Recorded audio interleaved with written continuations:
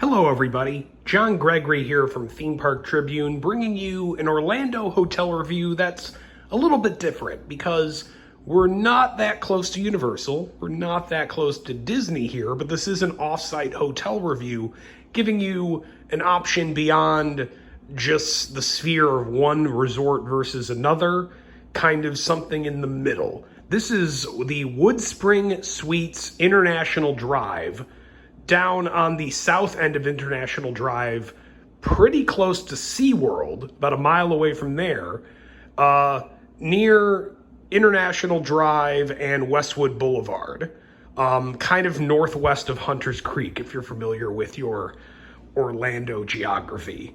I stayed here one night in November 2021, paid only $67 on Hotels.com, and that includes tax. So I needed a cheap stay, figured I'd give this a try, and try out a hotel area that's a little bit, off the beaten path for people who are really focused on Disney and Universal. And now I'm gonna tour around and give my thoughts.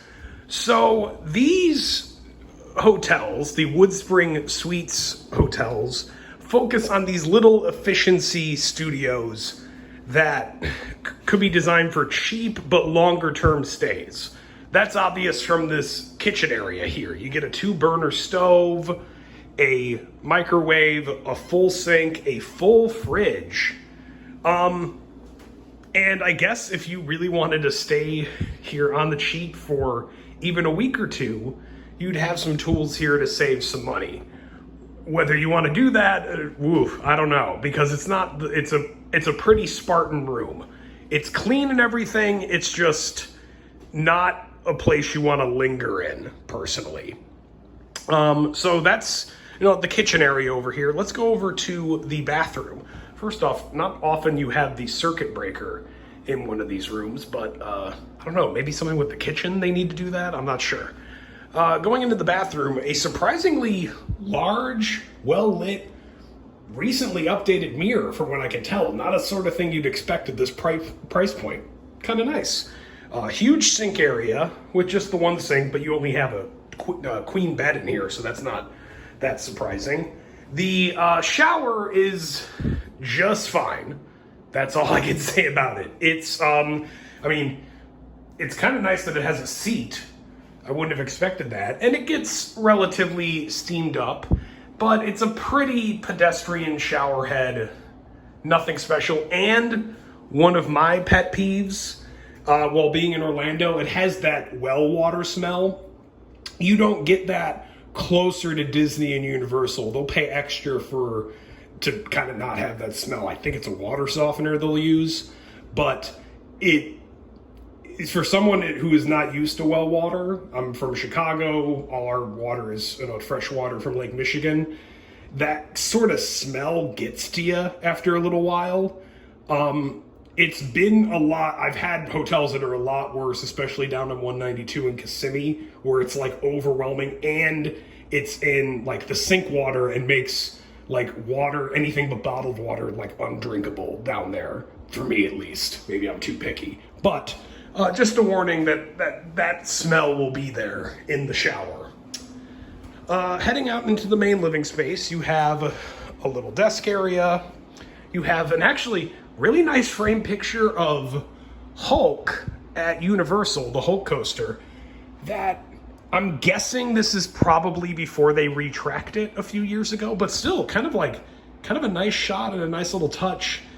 Even though we're 15 minutes away from Universal, I wouldn't call this a Universal area hotel.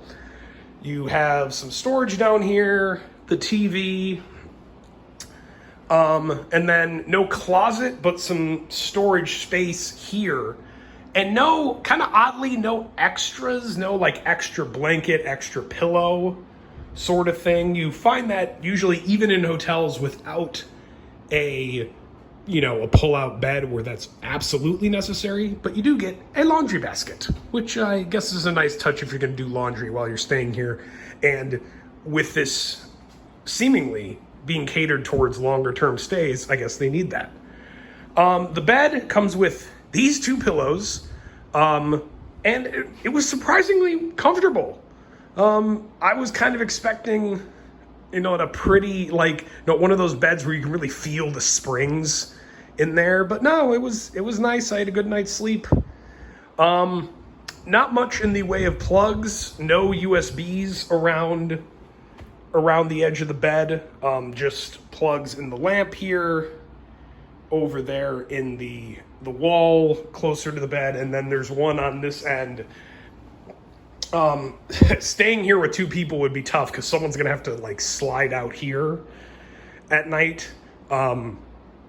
Feels like they could have, I don't know, scooted these a little bit closer together and then made a little more room, but oh well, that's what they did. And then you get a chair. What do you know? You got a chair. An AC unit is over here, and that is pretty much it. Not a lot to see in this sort of place. So, should you stay here if you're coming to Orlando for theme parks? You're about 15-20 minutes away from most of the Disney parks. You're 15 minutes away from Universal, a mile away from SeaWorld, too far to walk, but a very, very quick drive. If you're in a situation like me, and you just needed something for one night, you wanted something cheap and clean, and just really a bed to sleep in, and you don't want to pay for any extra frills, this is a pretty good option. It's safe, it felt comfortable. I can't ask for much more for $67. Longer term, you're too far away from, like, there's no convenience level with either of the resorts.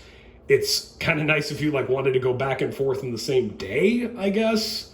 I don't know why, but I wouldn't recommend it for that. Just, stay a little bit closer to one end to the other, honestly. And then I guess if you're staying at SeaWorld, but there's like cheaper hotels that are near walking distance to SeaWorld, or not cheaper, but in the same sort of price point that you could probably get into. That's kind of it. I mean, it's clearly not designed for theme park travelers. I don't see a lot of people who want to stay for like this long, wanting to stay at this end of I-Drive where there's very little around here. You're removed from the more touristy areas.